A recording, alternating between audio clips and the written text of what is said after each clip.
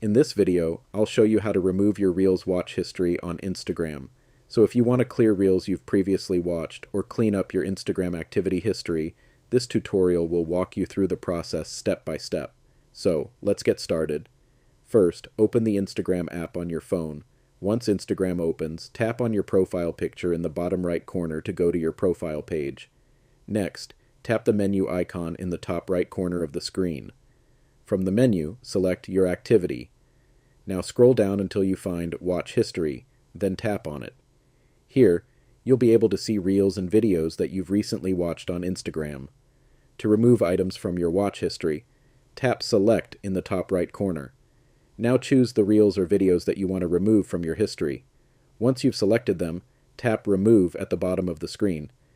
Instagram will ask you to confirm the action. Simply tap Remove Again to continue, and that's it. The selected reels will now be removed from your Instagram watch history. This can be useful if you want to clear your activity, remove unwanted recommendations, or keep your watch history more private. If you found this tutorial helpful, don't forget to leave a like and subscribe for more quick and easy Instagram tutorials.